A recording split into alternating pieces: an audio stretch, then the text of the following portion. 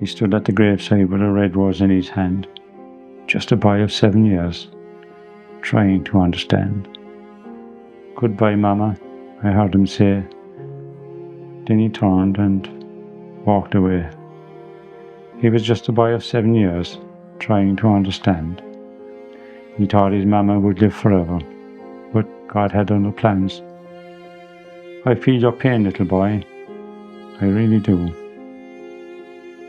You see, when I was 7, I lost my mama too.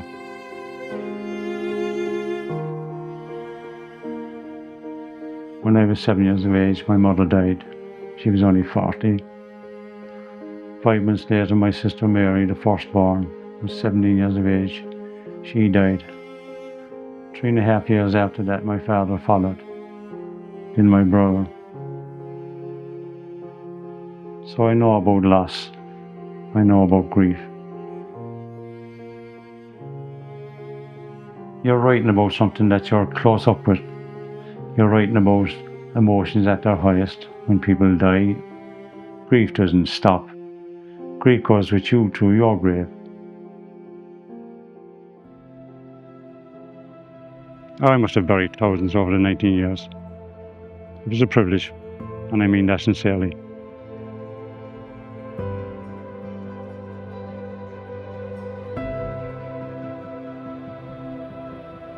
I've been a gravedigger now since 2006, and every day I see people saying goodbye to their loved one. If I'd learned anything about life, it's to make the most of it and take each day as it comes. There are only 2 days in the year that you can't do nothing about, and that's yesterday and tomorrow. The hardest part of this job, definitely emotionally, especially when you're burying young children, babies. You're trying to make sense of why and what's the reason, and why didn't they have a longer life. This cemetery is no place for you. You should not be here. It's far too soon for you to rest your little head. You should be playing baby games with the living, not the dead. But because of you, this whole world doesn't seem so dark. In the hearts that grieve for you, you have left your mark. You are only sleeping, just waiting for the dawn. So sleep, little baby, sleep, for soon you will be reborn. It's tough, but poetry brings me comfort. It also brings me tears, which I'm proud of, because that's emotion. That's the human condition.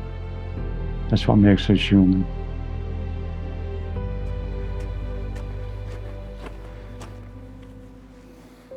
I remember the day you died, Mom. The day you went to heaven. I remember kissing your face goodbye, even though I was only 7. I remember standing at your graveside, Ma'am. I remember the grey winter sky. I remember saying my prayers for you and trying not to cry. I remember the priest, Ma'am. He wore garments as black as coal. I remember him praying for you, Ma'am, for the repose of your soul. I remember it all, Ma'am, like it was only yesterday. I remember it all so clearly, the day you went to sleep in the cold dark clay.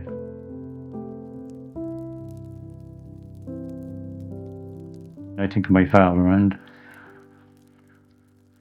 what was he thinking? What was going through his mind? I mean, to lose his wife, and she was only 40 years of age, and he was left with 10 children. He must have thought that this is a mountain to climb. How am I going to manage? Less than 5 months later, his firstborn daughter, Mary, ended up in the grave of my mother. Do I understand it? No. No. You get older, that gap between those that you love and are gone and yourself, it gets narrower and narrower. It's almost as if they're walking but you're running behind them. Someday you'll catch up.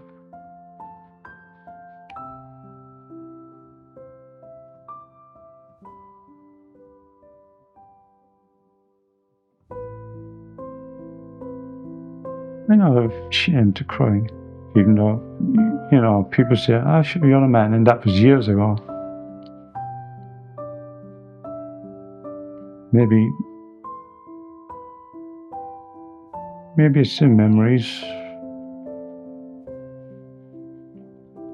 Maybe it's a sense of having something taken from you, something robbed from you. And the biggest thing that I take from all this is that they're only gone ahead of us. We'll catch up someday. Love you, Father. Love you, Mother. Love you, Sister. Love you, brother.